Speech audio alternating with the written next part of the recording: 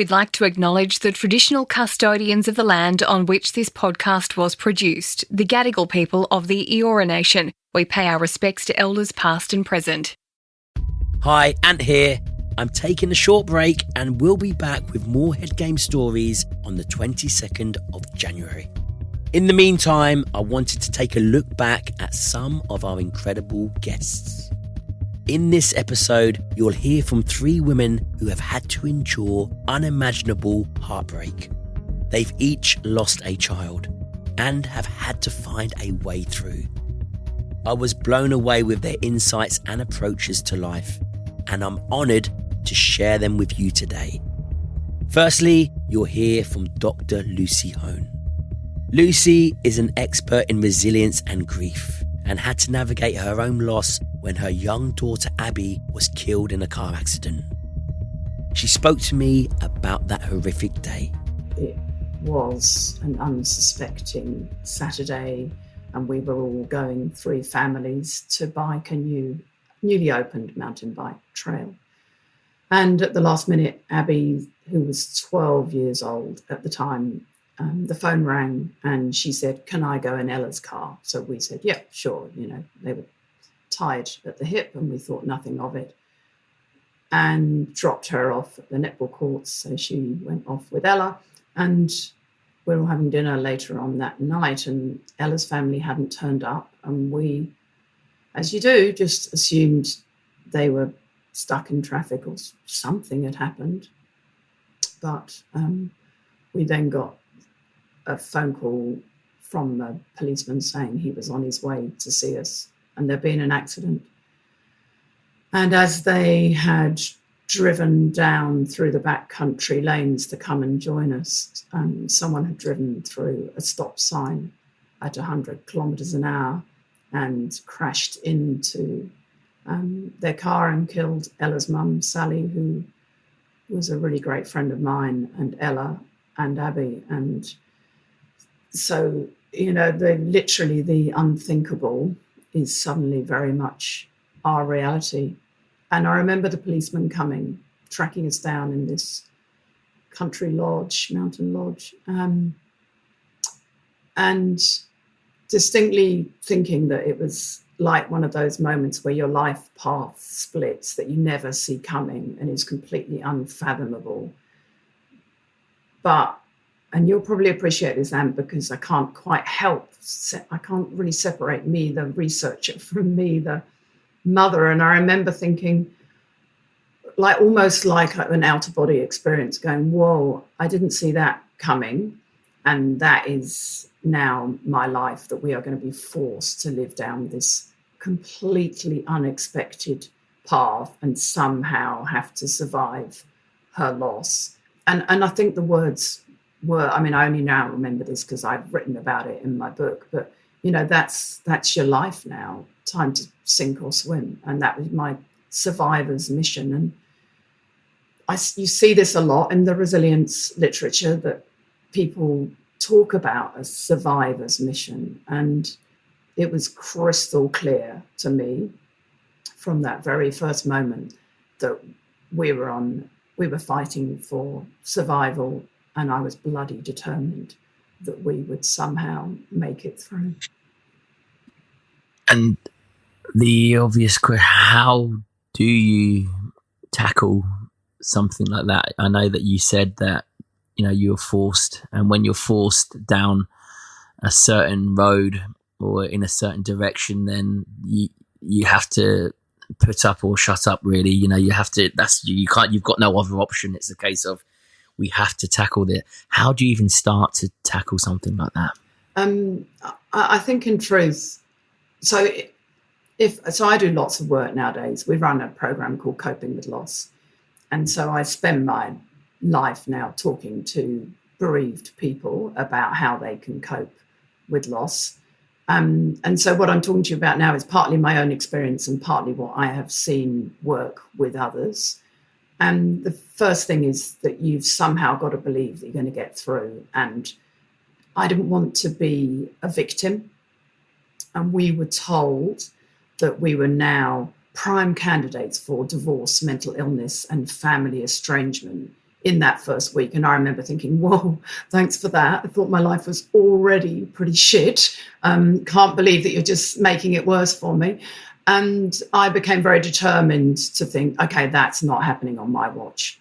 And that's kind of mama bear instinct thing of just going, nah, we're not doing that. I am going to hold my family together and we're somehow going to get through this.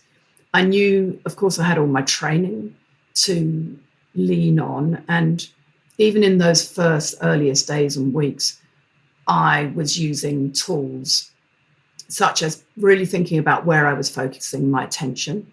And so I had this voice in my head that said, choose life, not death. Don't lose what you have to what you've lost. And we are fortunate enough to have two beautiful sons who were teenagers at the time. And I was really determined to live for them and be there for them. And they needed me right now. You know, we needed to somehow cobble together a family existence that was going to enable us to just get through the days and weeks. All of what I'd learned in the disaster recovery was really helpful. For instance, I knew that it would be helpful to us to create some semblance of a normal routine. And, you know, using the word routine pretty loosely here. We would get up in the morning and walk the dog and have a cup of coffee and then, you know, talk to other people and then have some lunch and then walk the dogs again, see the kids after school. But getting the kids wanted to go back to school. And I think me knowing that would help them, knowing from my training, that we let them go back much sooner than maybe. Trying to lead a sort of semi-normal life without too much disruption. Yeah. Is that mainly functioning was my kind of goal. I remember my husband and I talking about that, saying, you know, we can't control so much of this, but if we just endeavour to kind of mainly function, and if we acknowledge when we can't do that, it's okay to lie on the couch or not get out of bed, then there's a lot of self-compassion. And in I don't know if you've seen my TED talk, but those 3 secrets of resilience, I think these are my kind of 3 sort of tools of resilience. That is self-compassion. You've got to be kind to yourself and let yourself off the hook and lower the bar and do what you can. So that's the first bit. And then this ability to really grow your self-awareness over where you are putting your attention, and then asking yourself, is what I'm doing, the way I'm choosing to think, act, or be, helping or harming me in my quest to get through this? So those were my absolute foundational resilience tools that I had picked up at the University of Pennsylvania that without a doubt came and saved me.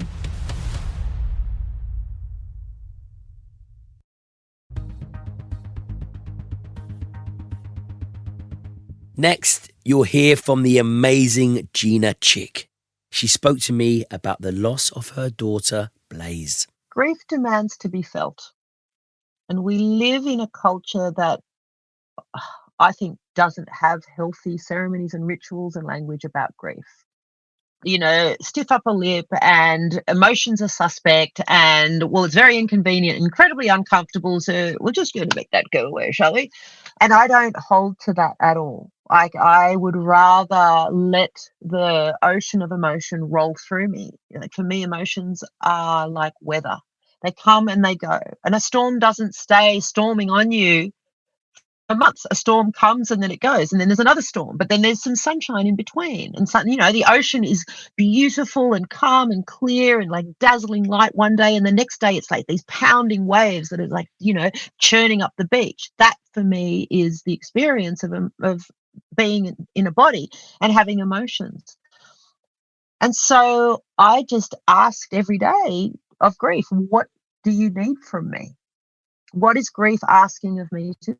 And some days it was asking me to wail and have tantrums, and other days it was asking me to laugh with my friends, and other days it was asking me to make love, and other days it was asking me to watch really bad TV, and other days it was asking me to just look at the leaves in the trees and not move for 3 hours and not even know what I was doing, just be just looking at nothing, looking at the waves or looking at the sun. And again, for me, it's always about what is right now. What is this moment asking of me? That's how I got through. That's how I got through pregnant with cancer. That's how I got through all of the situation with her. That's how I got through grief. It's like, what is right now? And then some days it's like, I don't want to feel this right now. So right now I'm going to eat all of the ice cream and eat all of the chocolate and just, eat my feelings and make it all go away. And then there's other times I'm like, no, now I can absolutely dive to the bottom of myself and I can feel every single skerrick of this feeling and I can wail to the heavens. And then on the other side of that, I'd feel clean and clear.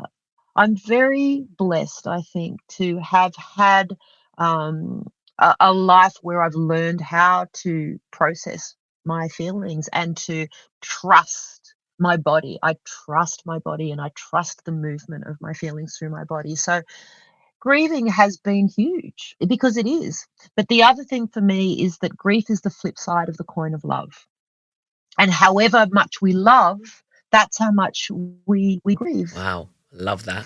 For that which has been lost. And so the bigger our love, the more the grief hurts. But the grief is just, that says that I feel and I'm alive and I breathe and I love. Yeah, that's a positive, right? That's a positive grief. What it's better tribute? Yeah. Mm-hmm. It's like, oh, wow, this is really hurting because that's how big my heart is right now. And to be able to map my heart and see, whoa, like my heart is so big it goes to that horizon, and my heart is so big it goes to those stars, because that's how big my grief is. But that is how big my heart is. It stops being, for me, a negative and just starts being a part of being alive. Wow. And what a gift. I think a lot of people who've lost will tell you that part of the gift of losing someone is the recognition that every breath is a gift. Every breath that I have means that I'm alive. And that is part of the gift of losing her. I'm just like, whoa, here's another one. I'm still alive.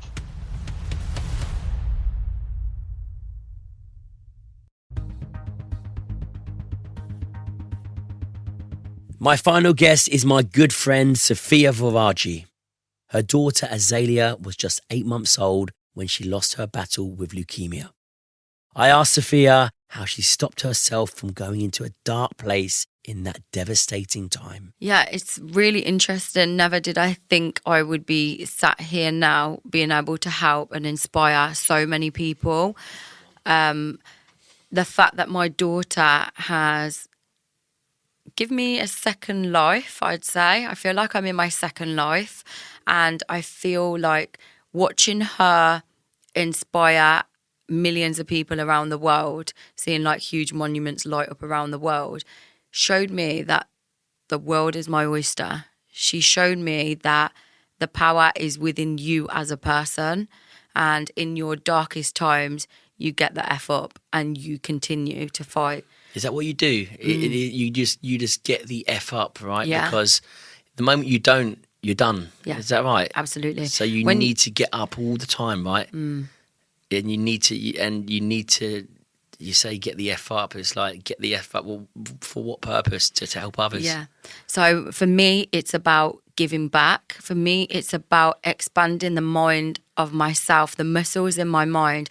I get great achievement of delivering new avenues for different people, watching my platform and seeing people getting up, going to do driving lessons again because they've watched me on TikTok live. I'm having bad days sometimes. So sometimes I put measures in place. I do a 10 o'clock alarm of walking through hell, can't get up, can't shower, can't even think to put clothes on in that day. Wow. Then I set myself a 10 o'clock alarm. And that is, when that alarm goes off, that is the time to get the F up. So we go and take a shower, and then it unfolds my day. Then it makes me feel like, right, I want to be powerful. I appreciate each day that I get. What impact can I make in each of these days that I've got? So I don't know how long my life's going to be, but what impact are we creating? I love helping people. Watching people expand and be incredible and a better version of themselves is something that inspires me. So the fact that I've started hearing people say to me, oh my God, I watch you, you're so inspirational. Oh my God, how would you do that? And oh my God, how would you do that? My wife being one of them. And I don't see that at myself. Maybe I should give myself a little bit more credit, but 100%. I don't see that. All I see is Safiyya surviving. But me surviving is helping other people. It's powerful. Do you know what? I don't envy you. I sort of fear for you because you've got no choice but to get the F up. Because not like many people, when they don't, they just the moment you don't, you're I'm done. Scared. Right? You're done. Yeah. And I see that in Ashley as well. Keeps on going and going and going. And I think you're going to have to stop one day, but you can't, because the moment you do, I fear for you. I sort of think, wow, you've got no option but to get the F up. What happens one day when you don't? So I have a different avenue, and this is also something that I've really thought about long and hard. And I think because I've worked on my mental capacity from rock bottom, I feel like I know when I get to different stages and through having therapy, how I cope with them. So for me, turning my pain into purpose was setting up the Azalea Foundation to help so many other children and families.